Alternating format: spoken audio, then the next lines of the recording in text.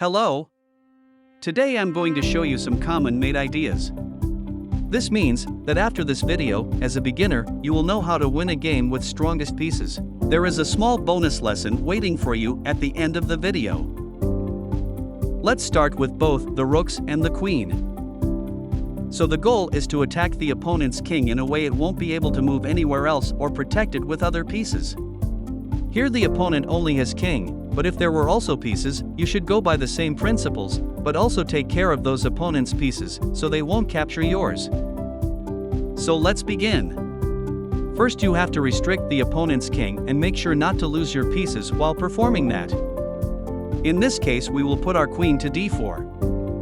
Once opponent's king is restricted and it's his turn, he will have to move. It can only go on these 3 squares. So where will it go? Let's say he moves to c7. We are still restricting all those squares with the queen, so let's help ourselves with one of the rooks.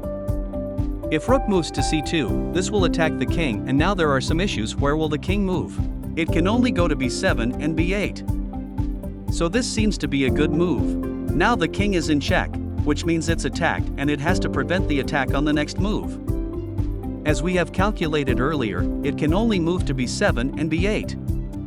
But since any of the king's movements won't attack any of our pieces, it doesn't matter where it moves. Now again we have to restrict the king, and the easiest way to do this is with our queen. Since the rook is restricting the whole c-file, the best move is to put our queen to the b-file, in this case on b4. So again it's check and the king can only move to a6, a7 or a8.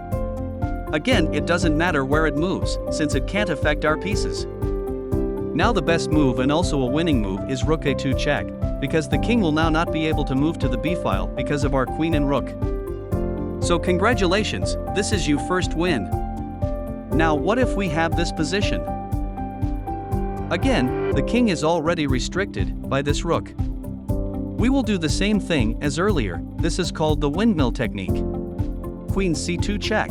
The king has to move, but it's restricted by the rook and queen. It can move to b5, b6 or b7, but the most fighting way is to move to a5. This is because by that it attacks b4, where we wanted to put our rook.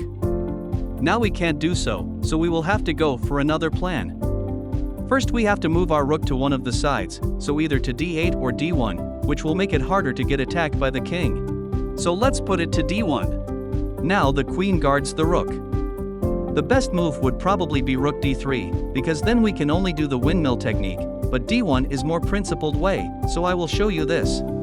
Now the king can move in all these directions, but usually, the most fighting way is to go closer to the white's pieces. No matter what the king will do, our next move will be to restrict the king with the rook. So let's say king b4. Rook b1 check. Now the king has to move, and this can be either to a3 or a5. Because of all the restrictions it has. If king goes to a5, we win with the windmill technique by putting the queen to a2, but let's say the king goes to a3. Now the king is attacking a2 square, so we can't put our queen there. But luckily, there is another way that we can win this in one move. This is queen to b3 check and mate. The king can't capture the queen because it is protected by the rook. And there is no other moves the king could do to prevent the check. Now what if we are only left with 2 more rooks?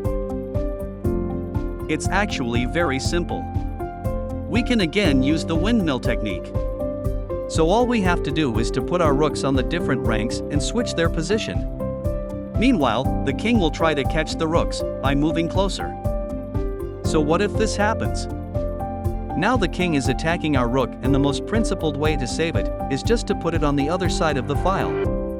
So let's say to b8. Now the black's only way to fight is to move his king to a2, because this stops our rook from moving to a1, which would be a checkmate. So after king a2, we cannot move our rook as planned, so we move it to the other side of the file too. This time to c7, so we can move it to a7 on the next move. And there is no way to prevent this, so whatever the king will do, we will checkmate it with rook to a7. Now what if we only have a queen left? Well, in this case we will have to use both our queen and our king as restricting pieces. First we will take all the space we can with our queen. Right now we would love to go to c5, to restrict the king to small area, but because the king is attacking that square, we have to think the other way of restricting, and this is queen to f5. Now we are restricting the king optimally, so at any king's move back, we should take another row of space, but until that happens, we have to bring our king. Now the black has 3 possible moves. King to d7 would just lose another row of space, and we will go to king d6 later, but now let's check what happens on king d7. Well, on such move, we can simply make our queen restrict the king more with queen d5 check. Now the king has to move, and we also move the king. If now the king goes to a6, we can check it with our queen like this. Now if it moves to a5, we can checkmate with queen b5 as it is supported by our king. But if it moves to a7, we can bring our king closer. We have to let king have at least one move when it's not in check, else that will be a stalemate. So when it moves to the only b8, we restrict it further with our queen.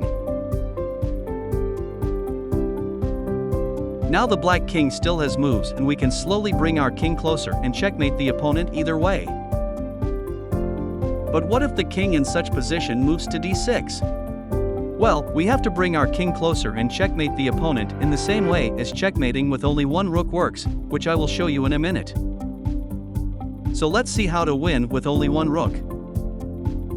First, we take as much space as we can to restrict the opponent's king. Now the opponent's most fighting way is to go and try to catch the rook by stepping towards it. If king ever moves backwards, we can take more space with the rook. But until the opponent remains fighting, we have to check on each move if it is attacking our rook. If it's not, we have to slowly bring our king closer. When our rook is attacked, we just slide it to the opposite side of the rank. The opponent's king will slowly follow it. We want to reach the opponent's king stepping in front of our king, because then we can take more space by just moving the rook for one rank forward. Like this. If the opponent doesn't come in front of our king, we have to slowly follow him, but let him always be one block ahead. When it reaches the edge, it will step in front of us anyway. Repeat this all the way up to the last rank. When the opponent's king stepped in front of yours and you put the rook on the last rank, that is a checkmate. Let's look for some other common ideas of how to checkmate your opponents. You can also win like this. Remember this. And this. This one is similar to the first. Thank you for watching. I hope you learned something new. Please let me know in the comments.